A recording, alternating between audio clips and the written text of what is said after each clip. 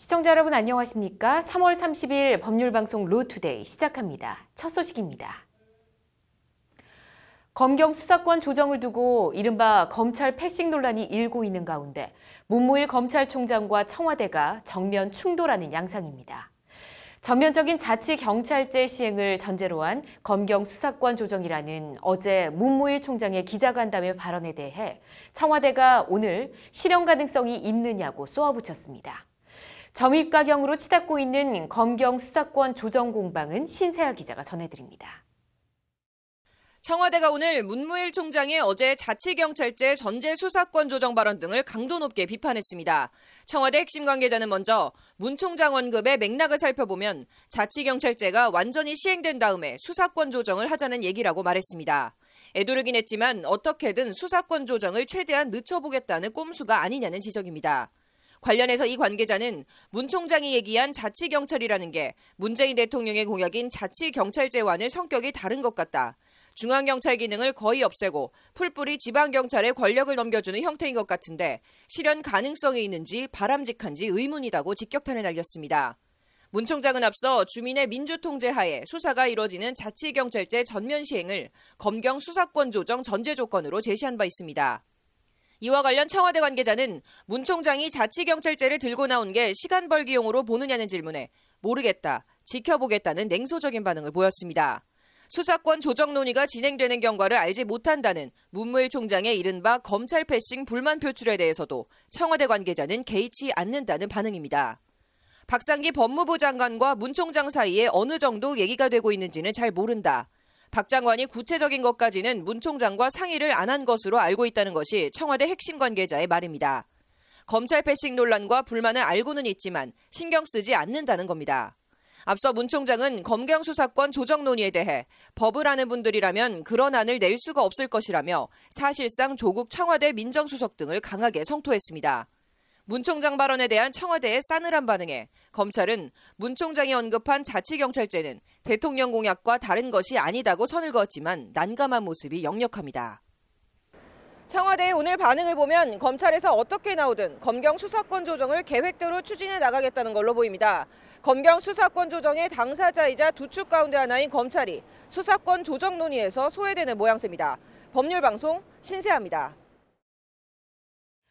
유전이 아닌 우물을 샀다는 비아냥을 받고 있는 한국석유공사의 캐나다 자원개발회사 하베스트 부실 투자 논란이 검찰과 법원으로 갔습니다. 석유공사 노조와 민변 등이 불법 투자로 회사에 천문학적 손해를 끼쳤다며 강영원 당시 사장과 최경환 전 지식경제부 장관 등을 상대로 민형사상 소송을 냈습니다. 기자회견과 고소장 접수 현장에 장한지 기자가 다녀왔습니다. 이른바 해외 자원 외교는 이명박 정부의 역점 사업이었습니다. 저는 취임 초부터 자원 외교의 중요성을 계속 강조해 왔습니다. 이듬해인 2009년 한국석유공사는 캐나다 자원개발기업 하베스트를 인수합니다. 인수 가격은 4조 5천억 원. 회사 가치는 부풀려지고 사업성과 타당성 검토도 제대로 안 한 부실 투자였습니다. 실제 유전이라고 인수한 곳은 이른바 워터컷, 물과 원유의 비율이 98%대 2%, 유전이 아닌 우물을 천문학적인 돈을 주고 산 황당한 투자였습니다. 도대체 이명박 정권, 박근혜 정권 9년을 거치면서 무슨 일이 발생한 것입니까? 그중에서 비교적 최근에 석유공사의 하베스트 인수와 관련해서는 최소 4조 원도의 손실이 있는 것이 지금 사실로 확인되고 있고, 이와 관련 한국석유공사 노조와 민변 등은 하베스트 인수를 지시한 당시 강영원 사장과 자원외교를 총괄한 최경환 전 지식경제부 장관을 상대로 불법행위 손해배상 소송을 청구했습니다. 고의 또는 과실로 석유공사에 대한 손해를 끼쳤다는 게 민변 등의 주장입니다. 실제 MB정권 출범 직전인 2007년 부채 비율이 64%에 견실했던 한국석유공사는 하베스트 인수를 기점으로 막대한 손실을 기록하며 부채 비율이 700%가 넘는 부실 공기업으로 전락했습니다. 지난 MB정권 때 말도 되지도 않는 하베스트 인수라는 제목을 불러일으켰습니다. 그런데 과연 이 4조 5천억에 이르는 이 금액을 과연 공기업에서 그 스스로가 그런 계약을, 그런 결정을 할 수는 없습니다. 소송가액은 일단 5,513억 원, 소송에는 석유공사 직원 등 모두 780명이 참여했습니다. 민변 등은 또 하베스트 인수를 조장 또는 지시한 특가법상 배임 및 직권남용 혐의로 최경환 전 지식경제부 장관을 검찰에 형사고발했습니다. 강 전 사장이 최경환 전 장관의 지시로 하베스트 인수를 결정했다는 것이 민변 등의 주장입니다. 강영원 전 사장은 인수 논의를 하는 과정 속에 인수할 수 없는 정유공장까지 인수하라는 요구가 있게 되니까 사실상의 협상을 포기하고 귀국합니다. 귀국하자마자 최경환 전 장관을 만났는데 그때부터 갑자기 분위기가 전변돼가지고 다시 인수하는 방향으로. 하지만 최경환 전 장관은 부실 유전을 인수한 데 대해 강 전 사장이 결정한 일이라며 자신은 책임이 없다는 입장입니다. 당연히 처음에는 이제 유전만 인수하려고 그랬는데 날 측에서 이 정유까지 같이 하지 않으면 안 팔겠다 그래서 사정 변경이 생겨서 강영원 사장이 이제 검토를 거쳐서 인수한 것인데. 이와 관련 민변 등은 최대 수십조 원에 이를 것으로 추정되는 막대한 금액이 허공에서 사라져버린 이명박 정부 시절 해외 자원 개발에 대한 전면적인 재조사가 필요하다고 강조했습니다. 따라서 우리는 박근혜 정부의 비호 아래 오랜 세월 흑막에 가려져 있던 하베스트 인수는 물론 이명박 정권 당시 일어난 자원외교 비리 문제 전반에 대하여 책임규명 활동을 더욱 강력하게 펼쳐나갈 계획이다. 사업당국의 적극적인 수사와 책임자 처벌을 촉구한다. 한국석유공사 노조와 민변 등은 이명박 전 대통령의 묵인 또는 비호가 없었다면 이 같은 황당하고 어이없는 투자는 이뤄질 수 없었을 것이라며 이 전 대통령에 대한 강력한 검찰 수사를 아울러 촉구했습니다. 법률방송 장한지입니다. 로스쿨 졸업 후 5년 이내에 변호사 시험 응시 자격을 제한한 이른바 오진아웃 또는 오탈이라는 제도가 있습니다. 오진아웃 조항에 걸려 올해 변호사 시험을 못 치게 된 로스쿨 졸업생이 해당 조항이 위헌이라며 헌법 소원을 냈는데 헌법재판소 결정이 나왔습니다. 해당 조항을 둘러싼 논란과 대안을 석대성 기자가 심층 리포트로 짚어봤습니다. 헌법 소원이 청구된 법조항은 법학전문대학원 설치 운영에 관한 법률입니다. 해당 조항은 법학전문대학원의 석사학위를 취득한 달의 말일부터 5년 내에 5회만 응시할 수 있다고 되어 있습니다. 로스쿨을 졸업한 지 5년이 넘으면 변호사 시험 응시 자체를 할 수 없는 겁니다. 2012년 2월 로스쿨을 졸업한 A씨는 지난해 4월 이 조항이 위헌이라며 헌법재판소에 위헌 소원을 청구했습니다. 이 조항이 헌법상 직업의 자유와 평등권, 행복추구권 등을 침해한다는 게 청구 사유입니다. 이에 대한 헌재 결정이 어제 나왔는데 헌재는 해당 조항이 헌법에 위반되지 않는다며 합헌 결정을 내렸습니다. 헌재는 앞서 지난 2016년 9월에도 같은 내용의 헌법 소원을 합헌이라며 기각한 바 있습니다. 응시규의 제한은 고신앙인 폐해를 극복하기 위한 것으로 직업 선택의 자유에 대한 과도한 제약이라 할 수 없다는 게 헌재 판단입니다. 헌재는 특히 변호사 시험에 무제한 응시함으로 인해 발생하는 인력 낭비, 응시 인원 누적으로 인한 시험 합격률의 저하 등을 방지하고자 하는 공익은 청구인에 제한되는 기본권에 비해 더욱 중대하다고 강조했습니다. 실제 지난 2012년 87%였던 제1회 변호사 시험 합격률은 갈수록 떨어졌고 지난해엔 51%까지 떨어졌습니다. 첫 해엔 10명이 응시하면 9명 가까이 붙었는데 지난해엔 2명 가운데 1명밖에 붙지 못한 겁니다. 합당하고요. 예, 그 취지는 5번 기회를 줬으면은 충분히 그 법조인이 될 기회를 준 거고, 그리고 5번이나 떨어질 정도면은 그 법조인의 자질이 좀 의심스럽기 때문에. 그러나 다른 목소리도 있습니다. 출산과 육아, 질병 등 피치 못할 이유로 시험 응시를 못할 수도 있는데 일률적으로 오진아웃을 적용하는 게 합당하냐는 지적입니다. 실제 출산과 자녀 질병 치료 등 혼인 및 모성보호 침해를 사유로 해당 법조항에 대한 헌법 소원이 청구된 경우도 있습니다. 헌재는 이에 대해서도 A씨 청구 사건과 병합해 어제 합헌 결정을 내리며 해당 소원을 기각했습니다. 임신과 출산, 육아휴직까지 줘가며 출산을 장려하면서 로스쿨 졸업생은 아이도 낳지 말고 시험 먼저 보게 하는 건 모순이라는 지적입니다. 여성 보호, 여성 출산, 육아 이런 보호, 이런 또 사회적으로 보호할 필요가 있으니까요. 예, 그런 경우는 좀 특례 규정을 만들어. 더 큰 문제는 로스쿨을 졸업하고 5년 내에 변호사 시험 합격을 못한 이른바 변시낭임입니다.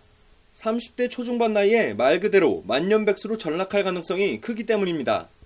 그러니까 이제 그 붕 뜨게 되는 그 사람들이 너무 이제 어디에 석사 자격을 가지고 취직을 한다거나 어떤 할 수 있는 일이 없으니까. 졸업 후 5년 이내로 돼 있는 현행 조항을 졸업 후 5회 이내 단순 횟수 제한으로 개정하는 등 제도적 대책 마련이 필요하다는 지적입니다.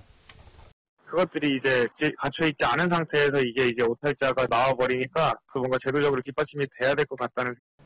변신 앙인을 막기 위해 변호사 시험 합격률을 높이거나 거꾸로 로스쿨 정원을 줄이는 방안 등도 거론되지만 관계기관과 당사자의 입장차가 너무 커 논의는 제자리만 맴돌고 진척이 없는 상태입니다. 헌재의 합헌 결정에도 반복되는 위헌 소원, 뭔가 대책 마련이 필요해 보입니다. 법률방송 석대성입니다.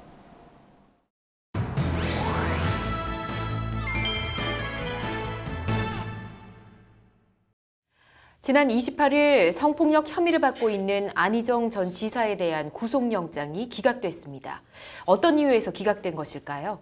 유정은 변호사의 뉴스와법에서 오늘 구속영장의 법적 쟁점에 대해서 알아보겠습니다. 어서 오십시오. 안녕하세요. 네, 구속영장이 기각됐습니다. 어떤 절차를 거쳐 이뤄진 것인가요? 예, 인신 구속은 당사자에게 치명적인 고통을 줄 수 있기 때문에 법관이 발부한 영장이 필요합니다. 네. 법관은 영장 발부에 앞서 당사자의 의견을 듣고 여러 사정들을 고려해서 구속 여부를 결정하게 됩니다.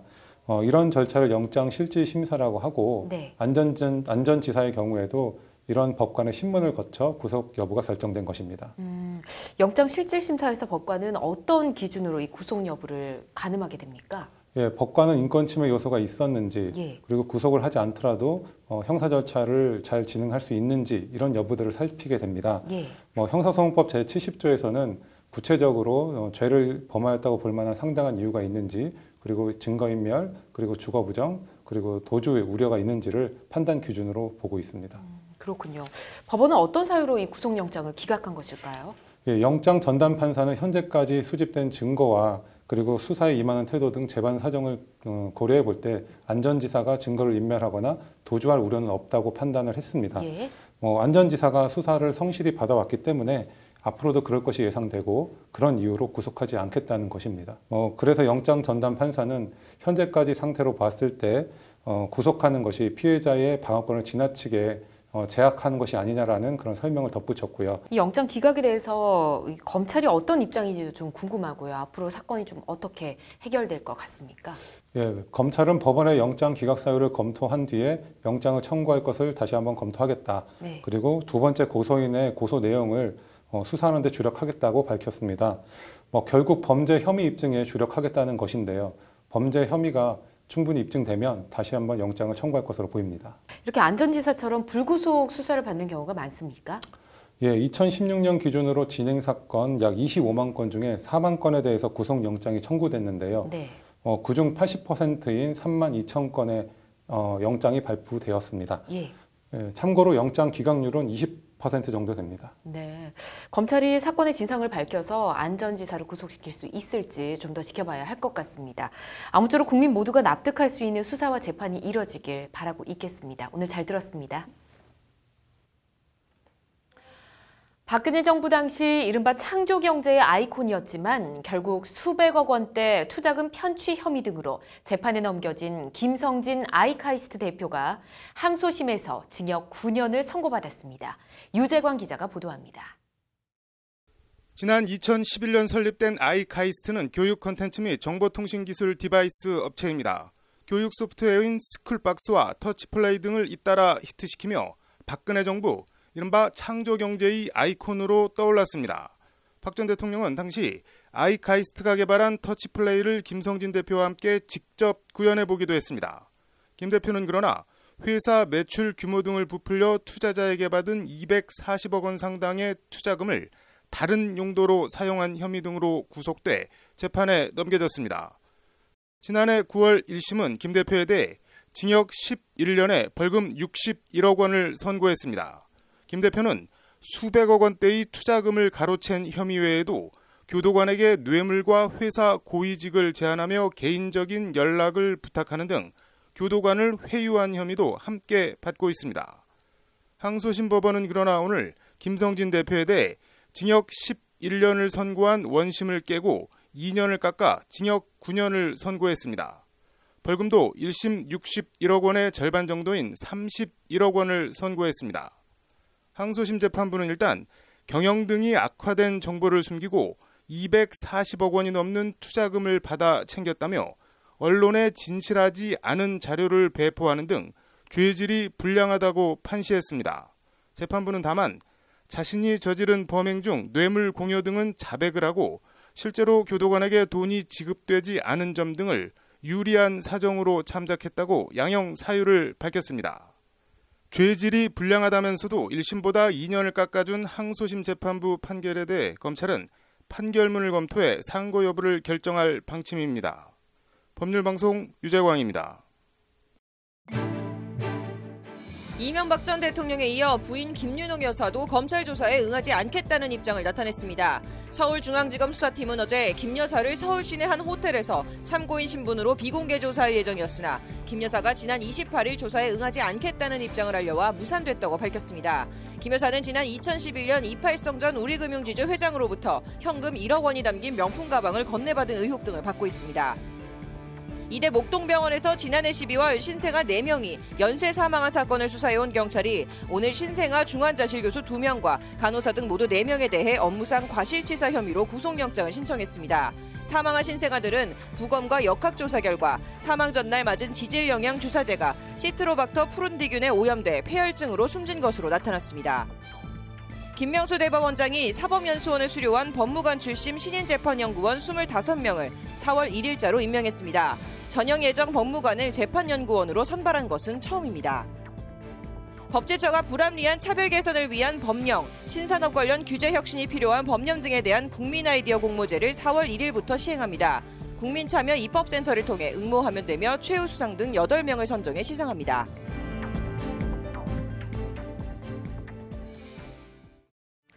(3월 30일) 로투데이 마치겠습니다. 시청해주신 여러분 고맙습니다.